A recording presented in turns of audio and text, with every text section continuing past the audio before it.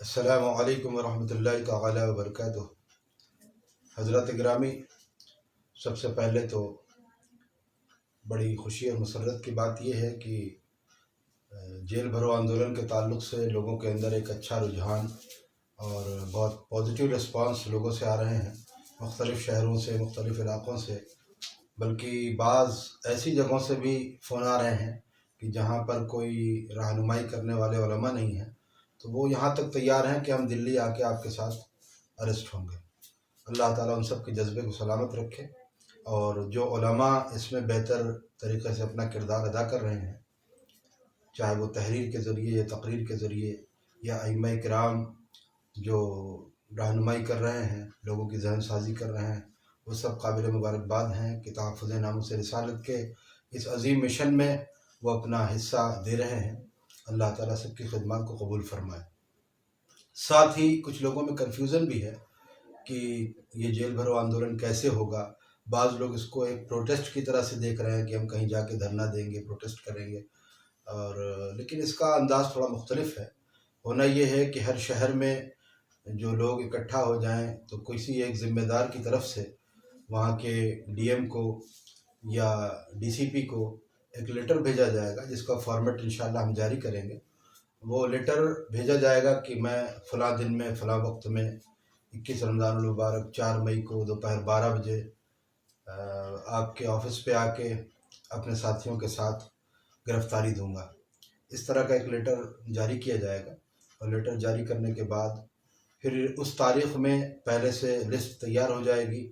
جو لوگ گرفتار ہونا چاہتے ہیں وہ اپنی تفصیلات اپنے اپنے شہر کے لوگوں کو دے دیں گے، اور پھر ان کی لسٹ تیار کر کے وہ باقاعدہ وہاں پر آفیسرز کو دی جائے گی کہ ہم اتنے لوگ گرفتار ہونے کے لیے آئے ہیں۔ اب اگر وہ گرفتار کرنے کے لیے تیار نہیں ہوتے ہیں کہ صاحب اتنے لوگوں کو ہم کہاں رکھیں گے، ہم گرفتار نہیں کریں گے، تو ہمیں انہیں پریشرائز کرنا ہے، نہیں ہمیں گرفتاری دینی ہی دینی ہے کسی بھی طرح سے۔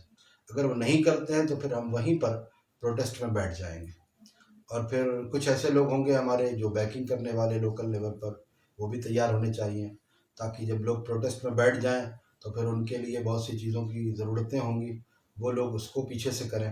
اس طرح سے دو طرح کی ٹیم بنا کر کے ہمیں کام کرنا ہے، اور ایک دن میں ہی ہمیں پروٹیسٹ، یہ جیل بھرو آندولن کو کامیاب کرنا ہے انشاءاللہ تبارک و تعالیٰ۔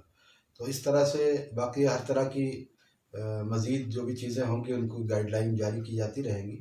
جیسے ایک بات یہ بھی آ رہی ہے کہ کورونا کی وجہ سے جو دفعہ 144 لگی ہے، اس صورت میں ہم کیا کریں گے۔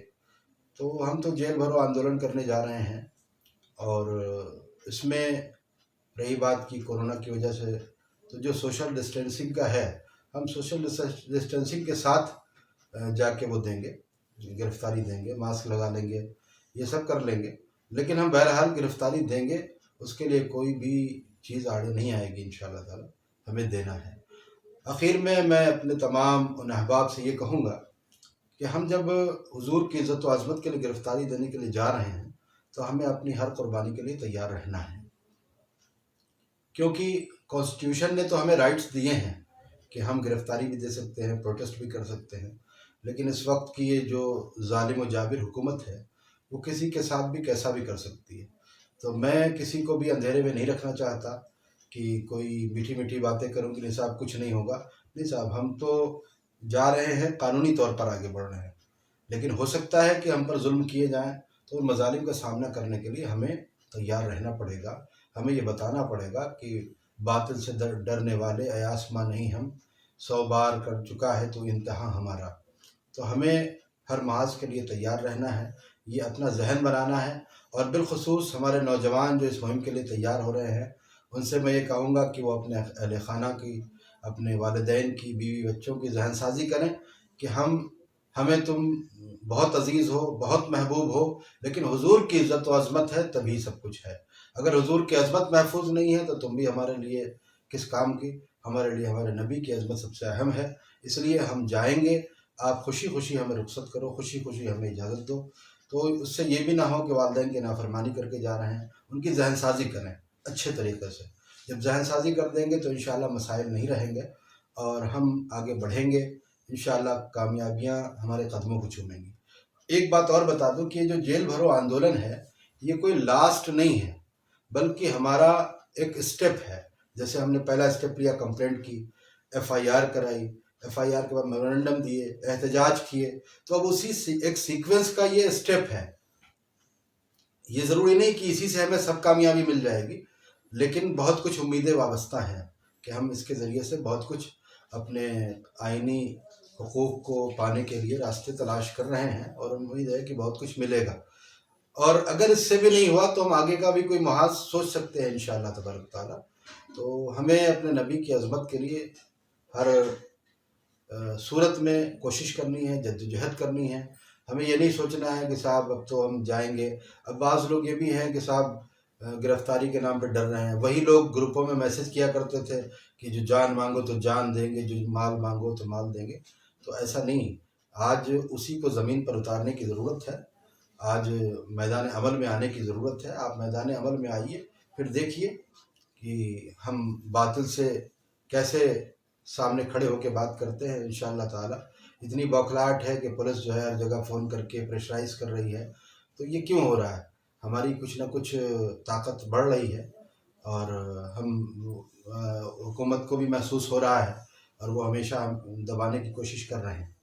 تو جیسے بھی جس محاذ پہ بھی ہمیں آگے جانا ہوگا انشاءاللہ تعالی ہم جائیں گے۔ بس ایک ہی بات ہے، آخری بات ہے کہ ہمارے نبی کی عظمت اگر محفوظ نہیں ہے تو ہمارا چین و سکون کچھ نہیں ہے۔ ہمارے لیے اچھے کھانے، ہمارے لیے اچھا مکان، ہمارے اچھے لباس، یہ کچھ معنی نہیں رکھتے۔ ہمارے نبی کی عظمت اصل ہے، اس کے لیے ہمیں سب کچھ کرنا ہے، ہمیں ساری قربانیاں دینی ہیں انشاءاللہ تبارک و تعالی۔ اللہ تبارک و تعالی ہمیں آپ کو سب کو استقامت عطا فرمائے، اور مصطفیٰ جان رحمت صلی اللہ علیہ وسلم کی عظمت پر مر مٹنے کا جذبہ عطا فرمائے، اور ہماری حمایت و نصرت فرمائے۔ مولا تعالیٰ اپنے فضل و کرم سے ہمارے بازو میں قوت عطا فرمائے، اور دشمنوں کو خائف و خاصر فرمائے۔ السلام علیکم ورحمۃ اللہ تعالیٰ وبرکاتہ۔